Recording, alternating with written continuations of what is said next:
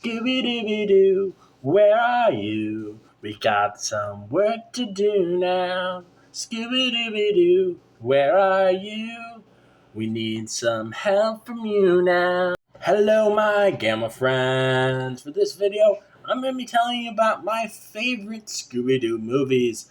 He's both animated and live action. But first, I want to tell you about how tonight on my podcast, just released a review of Straight Out of Nowhere, Scooby-Doo Meets Courage the Cowardly Dog, and I was joined for that review by the lovely Lilith the Librarian from here on TikTok. Please check that out, and also please follow Lilith the Librarian here.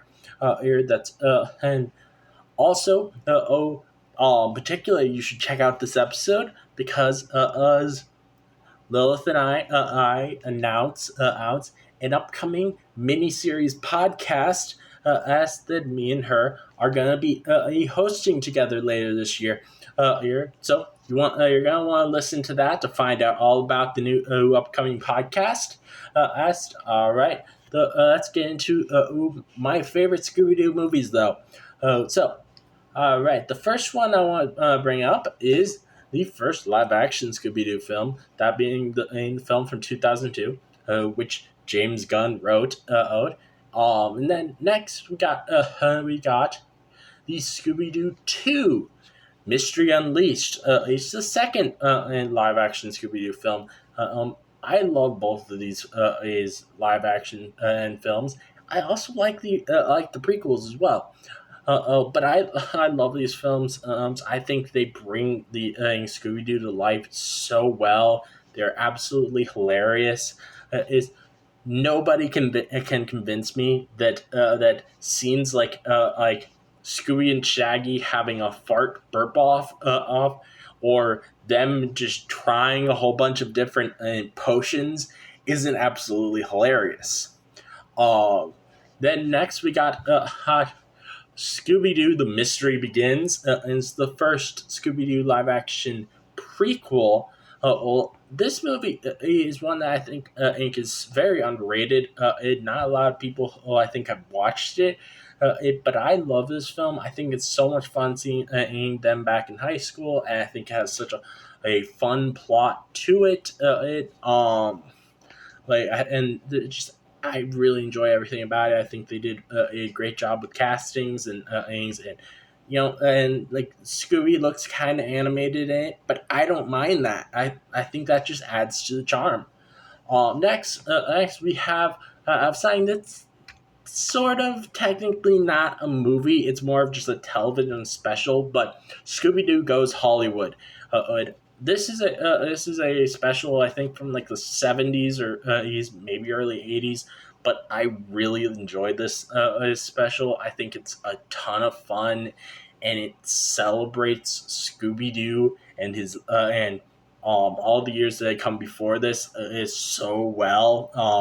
I think it holds up really well, which not a lot of animated things from the 70s probably hold up very well today. Next is Scooby-Doo on Zombie Island. This is a film that even people who aren't big Scooby-Doo fans and usually love. It's literally on the on I think Rotten Tomatoes list of essential zombie movies to watch before you die. It's that good. But I love this film. And then next we have Scooby-Doo and the Cyber Chase, which I believe is set in the same continuity as Scooby-Doo on Zombie Island. This one is my favorite out of of those batch of Scooby-Doo movies. But all of these I really like.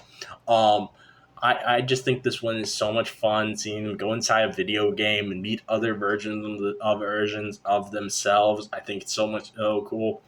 Oh, and then next we got Scooby-Doo and the Witch's Ghost.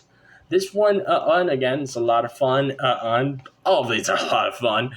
But what really makes this one unique is it's the introduction of the Hex Girls, which was an awakening for a lot of people. I definitely really enjoyed seeing them myself. As a kid. Then next we got Scooby Doo and Batman the Brave and the Bold. I thought this was probably my favorite out of all of the crossovers between Scooby Doo and Batman because I love this version of Batman so much. He's so wacky and over the top, and that's exactly what I want out of Batman. And like the character of Batman is serious in it, but the world around him is so goofy and fantastical and fun, and mixing that all with Scooby Doo is just perfect to me. And then next we got this film right here that I reviewed tonight. Right, straight out of nowhere, Scooby Doo meets Courage the Cowardly Dog. It's such a perfect blending of these two worlds, which the Scooby Doo and Batman the Brave and the Bold one is also a perfect blending of the two worlds. But they do such a great job with crossovers and blending worlds together. And then finally, for my final one, I have Scooby Doo and Crypto 2. It's really fun seeing Scooby and Crypto interact with each other, and I think that one again and blends the worlds really well. We get to see the Mystery Inc. Dressing up as different members of the Justice League. It's also just so much fun to watch. I think Scooby Doo is a franchise that their movies are just so consistently fun and enjoyable to watch from whatever decade they're from. I highly recommend and checking out any Scooby Doo film. If you want to get into the fandom, they're all very self contained, so you don't need to worry about things not making sense. But I think that you'll find some, if even if you're not a fan of Scooby Doo, you'll probably find at least one that you really enjoy. Um, it saddens me that that they have kind of seemingly stopped making animated Scooby Doo films, or at least if they are still making them, they're making them at a much reduced rate. For or many years, they were doing every year Scooby Doo films, and there were multiple coming out a year. Now there hasn't been one since 2023. And that's really sad to see. There's also usually a Scooby Doo TV show going on as well. And again, there hasn't been a Scooby Doo TV show running since 2023. Really makes me worry about the future of this franchise. As I know there are two Scooby Doo shows in development, but neither of them are just like classic Scooby Doo. They're all very different in versions. So it just kind of worries me the future of this franchise, because this is a franchise that I love, that I get so much nostalgia from watching. And all right, that's really everything I have to say about like all my favorite films. Again, please check out my review of Straight Out of Nowhere, Scooby Doo meets H. Courage the Cowardly Dog on my podcast, Smash Jury Presents the Gamma Analysis. And also please follow my guest for the episode, Ode Loth the Librarian, here on TikTok, and keep on the lookout for that mini series podcast that Lilith and I are going to be hosting together later this year. All right, so this guy is your host, Smash Trivia John, signing off.